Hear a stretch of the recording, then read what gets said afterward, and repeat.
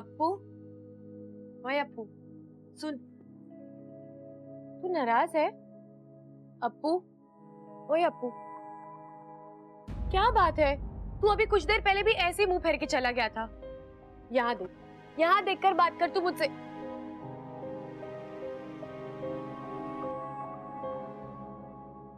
तू शादी वाली बात को लेके नाराज है?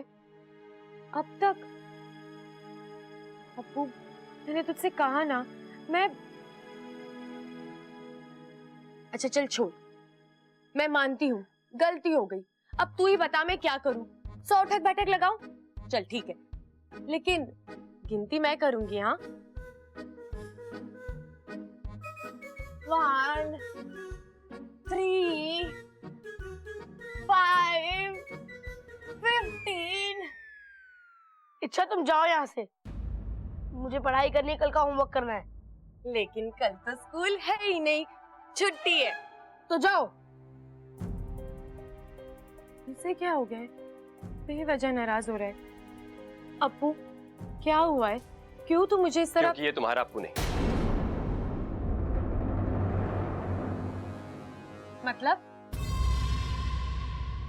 मतलब ये कि ये दिखने में तुम्हारे अप्पू जैसा ही है, लेकिन असली अप्पू वो मेरे कब्जे में है।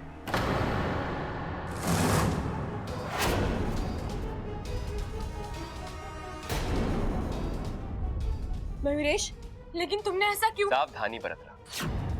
इच्छा जब तक हमारी शादी नहीं हो जाती, अप्पू मेरे कब्जे में रहे। एक बार हमारी शादी हो गई तो अप्पू आजाद। लेकिन ये गलत है मयूरेश, तुम्हें मुझ पर नहीं है। मुझे तुम पे भरोसा नहीं।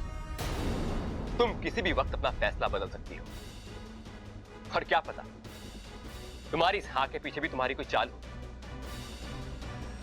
इस घर में बबल के बाद जो तुम्हारे सबसे ज्यादा करीब है वो अप्पू ही है।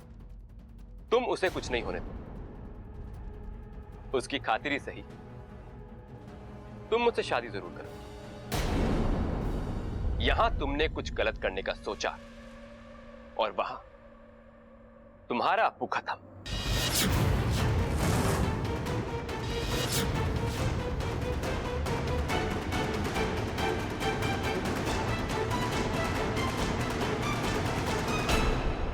मुझे आज भी इच्छा की आंखों में अपने लिए प्यार दिखता है, जज्बात दिखते हैं। फिर पता नहीं वो ये सब क्यों कर रही है। कहीं ना कहीं कुछ ना कुछ तो गलत हो रहा है, और मुझे यकीन है उस मयूरेश की असली पहचान ही इस पहेली को सुलझा सकती है। हाँ, मुझे फूफा जी को फोन करना था। हाँ फूफा जी, बबल बोल रहा हूँ। फूफा जी नहीं, तारी फूफी बोल रही हो छोरा। ओह, प्रणाम फूफी जी। आप जरा फूफा जी से बात करा दीजिए ना प्लीज। वो तो घर में नहीं है। तू बोल, के काम से मैं कोई मदद कर सकूं तारी? फूफी जी, आप किसी मयूरेश को जानती है क्या? मयूरेश? हाँ। ना छोरा, मैं ऐसे किसी बंदे को नहीं जानती। अच्छा, लेकिन फूफा जी तो जानते हैं ना उसे। उनके किसी दोस्त का बेटा है वो। उनके किसी दोस्त का बेटा? हाँ। ना ना, उनके किसी दोस्त के बेटे का नाम भी मयूरेश ना है। ऐसे कैसे हो सकता है फूफी जी? फूफा जी खुद 5-6 दिन पहले उसे यहाँ लेके आए हैं। अरे बावला हो गया है के? तारे फूफा जी पिछले 1.5 महीने से हरिद्वार गए हैं तीर्थ यात्रा पर। उन्होंने 1.5 महीने से अपना घर ही नहीं देखा, तो तारे घर कहां से आवेंगे छोरा? क्या? तो फिर वो कौन था जो? जरूर कोई बहरूपिया होगा। आजकल बड़ी धूम मची है इन लोगों की।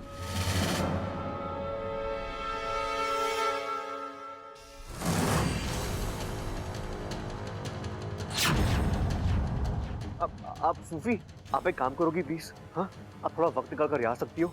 आपको कुछ नहीं करना है, आपको सिर्फ यहाँ आना है और ये सारी बातें दादी और पिताजी को बतानी है। प्लीज आ जाऊंगी छोरा, बोल कब आना है? कल आना है आपको। प्लीज फूफी, मना मत कीजिए, किसी की जिंदगी का सवाल है। ठीक है छोरा, मैं आ जाऊंगी। मामला गंभीर लग रहा है। थैंक यू फूफी, thank you so much. Mayuresh,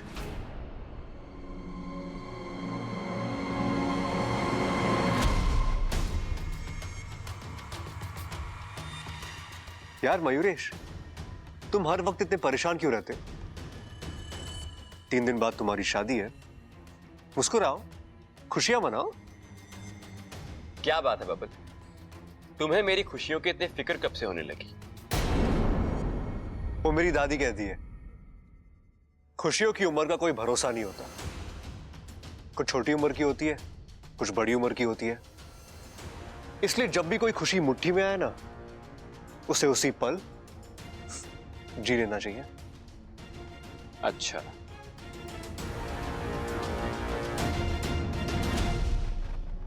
और तेरी खुशियों की उम्र सिर्फ कल सुबह तक है। उसके बाद इच्छा मेरी हो या ना हो, मैं उसे गलत हाथों में नहीं जाने दूंगा। तुम्हारा खेल खत्म होने को है मयूरेश, तैयार रहो।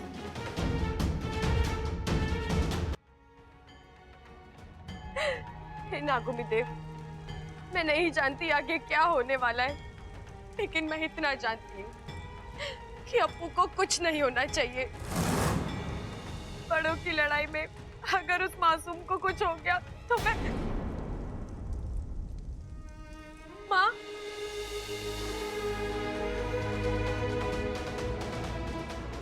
शांत हो जा इच्छा, शांत हो जा। माँ अप्पू। देख इच्छा, मयूरेश अप्पू को मोहरा बनाकर तुझे तोड़ना चाहता है। वो तुझे कमजोर करना चाहता है। वो चाहता है कि तू ये लड़ाई लड़ने से पहले ही घुटने टेक दे। लेकिन तुम ऐसा कुछ नहीं करोगी।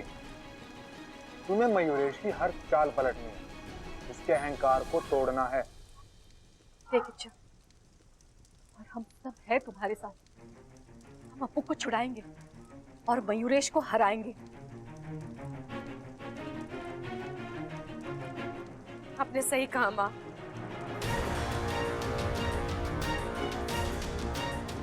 मैं इस लड़ाई को आगे में नहीं छोड़ सकती।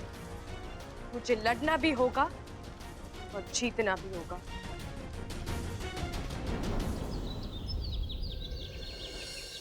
ममता, हल्दी की रस्म के लिए मैं जो हल्दी लाई थी वो दादी जी, वो तो मैंने कब की पीस कर रख दी है। उपटन के लिए चंदन और केसर भी अलग करके रख दिया है। अरे वाह, घनी सियानी हो गई है तू। दादी जी, अरे तू अभी तक ऐसे ही घूम रहा है, कपड़े ना बदलने तुझे। हल्दी की रस्म अभी शुरू होने वाली है। अरे हाँ, थारे माँ बापू ना आए अभी तक। हल्दी की रस्म में उनकी भी जरूरत पड़ेगी ना। दादी जी वो निकल चुके हैं, बस किसी वक्त यहाँ पहुंच जाएंगे। लेकिन उन्होंने कहा है कि रस्म के लिए उनका इंतजार ना करें। इंतजार न करे मतलब? फिर तुझे हल्दी कौन लगाएगा? आप लगाएंगे ना दादी जी, मैं भी तो आपकी बेटी की तरह हूं। और मुझे बहुत खुशी मिलेगी अगर आप, चाची और भाभी मिलके मुझे हल्दी लगाएंगे। अरे ये कौवा कहाँ बोल रहा है? आपके आसपास ही बोल रहा है दादी। और आप देखना, अब ये कौवा बार बार बोलेगा।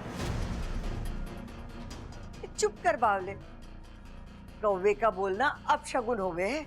अरे दादी, कौवा अपने मर्जी से थोड़ी ना बोल रहा है।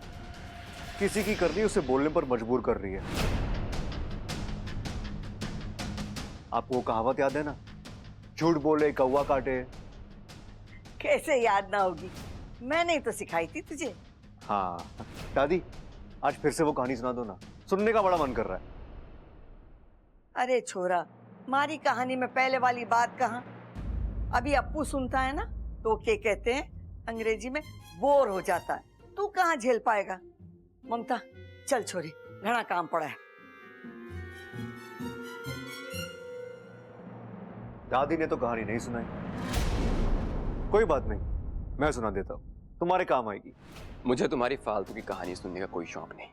अरे सुन लो यार, क्या पता है फालतू की कहानी तुम्हें अपनी लगे, क्योंकि झूठ तो तुमने भी बोला है और एक कौवा तुम्हें काट के रहेगा। मयूरेश, वक्त बहुत कम है तुम्हारे पास, क्योंकि मैं बहुत जल्दी तुम्हारे झूठ का पर्दाफाश करने वाला हूं। संभालो अपने आप को।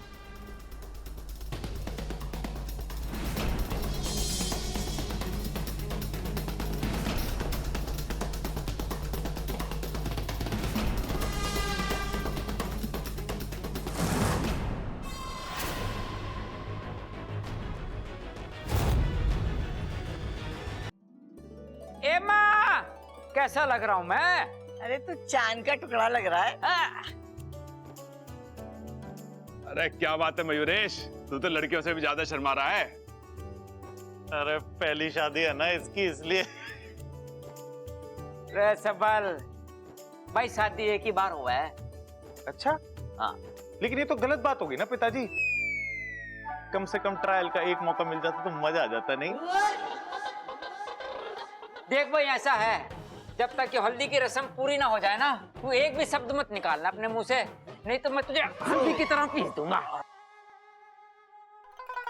दादाजी आप सिर्फ बोलते हो, कुछ करते नहीं हो।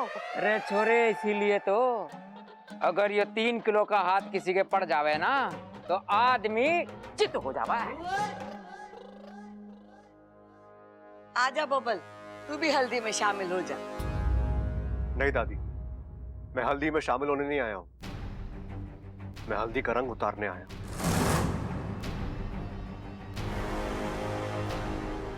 बस मेरे कुछ मेहमान यहाँ आ जाए। आजकल तू क्या बोलता है ना, मारे तो कुछ समझ में ना आता है। ममता, जा इच्छा को ले आ, उसकी भी हल्दी शुरू कर दे। हाँ, नमस्ते अम्मा जी।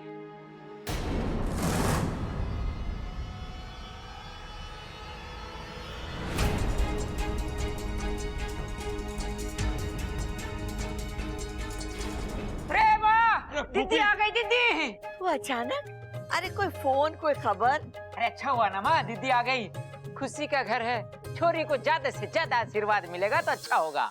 हाँ। बहुत अच्छा किया कि तू आ गई, मुझे तो घनी खुशी हो रही है। अरे थारे पति के वजह से तो ये सब हो रहा है। आ बैठ। एक मिनट फूफी जी, बैठने से पहले आप जिस शुभ कार्य के लिए यहाँ आई हैं, वो तो पूरा कर लीजिए।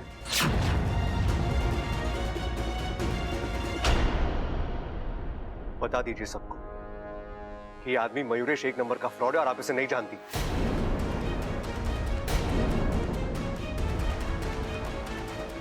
अब ये सब पिताजी मैं सही कह रहा हूं, मयूरेश यहाँ फूफा जी के साथ नहीं आया था, वो किसी बहरूपे के साथ आया था।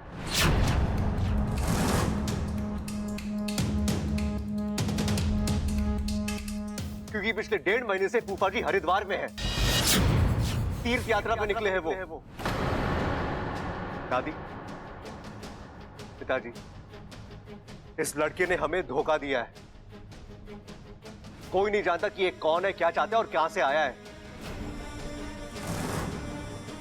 अगर आपको मेरी बातों पे यकीन नहीं है तो आप फूफी से पूछ लीजिए। कल रात को मैंने इनसे बात की और उन्होंने मुझे खुद बताया कि क्या बात कर रहा है तू बब्बल? मैंने ऐसा कब कहा? फूफी जी, कल रात को आपने फोन पर देख छोरा, मैंने माना कि कल हमारी फोन पर बात हुई थी, लेकिन मैंने ये कब कहा कि तारे फूफा जी 1.5 महीने से घर से बाहर हैं। कल तक तो वो घर पर ही थे, कल ही उन्हें हरिद्वार के लिए निकलना पड़ा।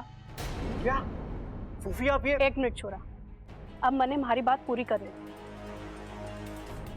मैंने पता है कि तू हमारी जुबान से क्या सुनना चाहती, पर मैंने माफ कर दी। तुम्हारे से इतना बड़ा झूठ ना बोला जाएगा। कैसा झूठ दीदी? इसने कल मुझसे फोन पर कहा था कि फूफी आप हमारे घर आ जाओ और सबको बता दो मयूरेश एक झूठा धोखेबाज। पर मैं ऐसा कैसे कह सकती हूँ? मैंने माना कि तुम्हारा रिश्तेदार है, पर मयूरेश भी तुम्हारे पति के दोस्त का बेटा है। उसके साथ ऐसा अन्याय कैसे कर सकती? फूफी जी, आपको हो क्या गया है? आप कल कुछ और कह रही थी और आज कुछ और बोल रही हो। ना छोरा, मैंने कल भी तुझसे यही कहा था कि तू ये सब करना बंद कर दे। मैंने माना कि तू इच्छा से प्यार करता है, पर इच्छा तुझसे प्यार नहीं करती। उसने अपने लिए मयूरेश को चुना है, तो जोड़ी तो इन दोनों की ही बनती है। तू बीच में अड़ंगा डालना बंद कर। मोर हूं मैं बब्बल, हल्की सी आहट भी जोर से सुन लेता हूँ। तू तो कल फोन पे बहुत ऊंची आवाज में बात कर रहा था, सुन लिया मैं। अब तेरी असली फूफी मेरे कब्जे में है, और ये जो यहाँ आई है ना, ये इच्छाधारी मोरनी है। फूफी जी, आप झूठ बोल रही हो। मैंने आपसे कहा था कि आप यहाँ आइए और जो सच है वो सबको बताइए। अच्छा, तो सच ये है मयूरेश जैसे होनहार लड़के का रिश्ता हमारे पति यहाँ लाए थे और अब उसकी शादी इच्छा के साथ हो रही है और मैं बहुत खुश हूँ और मन में पूरा यकीन है कि मयूरेश इच्छा को बहुत खुश रखेगा। फूफी, आप ये गलत बोल रहे हो। आप जानते हो मयूरेश सही लड़का नहीं है, फिर भी आप। बब्बल जी, आपकी प्रॉब्लम क्या है? आप क्यों कर रहे हो ये सब? मैं आपसे एक नहीं 1000 बार कह चुकी हूँ, मैं आपसे शादी नहीं करना चाहती। फिर आप मेरी शादी तुड़वाने पर क्यों तुले हुए हो? मैं जानती हूँ ये घर आपका है, आपके बहुत एहसान है मुझ पर, लेकिन मेरा आज और मेरा आने वाला कल आपका मोहताज नहीं है। मेरी पसंद, मेरी मर्जी, इस पर आपका कोई अधिकार नहीं है। मैं जैसा चाहूं वैसा ही करूं। अगर आपको इसमें भी कोई प्रॉब्लम है तो आप मुझे बता दीजिए। मैं और मयूरेश इसी वक्त ये घर छोड़कर चले जाएंगे।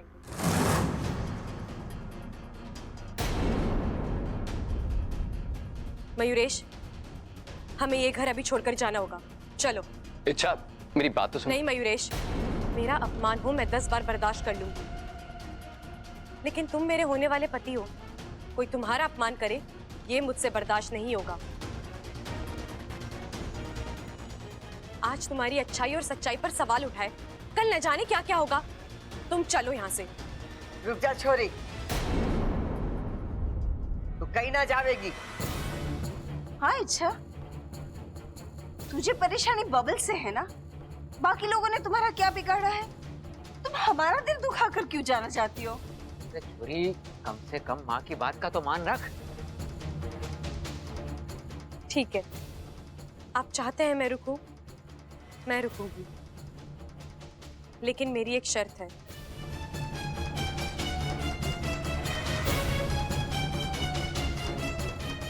बब्बल जी को मयूरेश से माफी मांगनी पड़ेगी।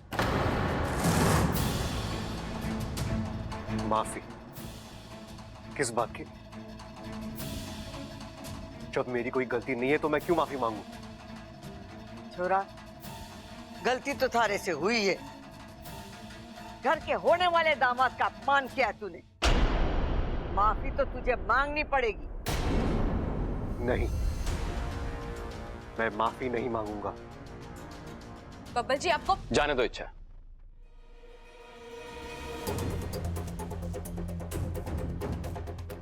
मैं इसे पहले ही माफ कर चुका हूं। और जहां तक बात रुकने की है, तो मुझे लगता है कि तुम सही कह रही हो। यहां रुकेंगे तो खामखा तनाव बढ़ेगा। बेहतर यही है कि हम चले यहां से। हाँ, हम अभी जाएंगे और आज किसी मंदिर में जाकर हम शादी कर लेंगे। चलो मयूरेश।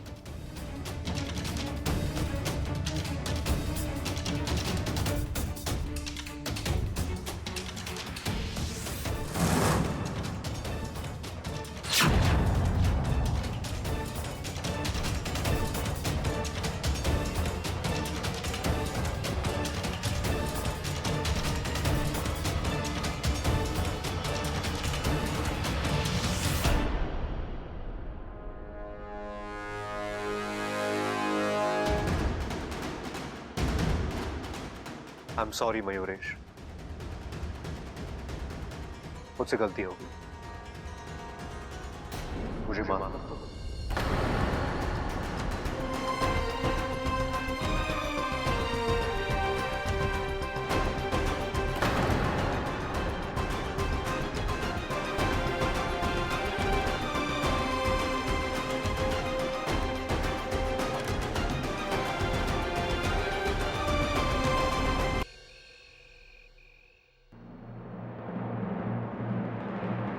मयूरेश, लो दूध। फिर से? अच्छा, लगता है कि तुम अपनी सारी आदतें मुझे लगा दो। अच्छा है ना, अब सारी उम्र एक साथ रहना है। एक दूसरे की जितनी आदतें हम सीख ले उतना ही अच्छा है। लो दूध पी लो।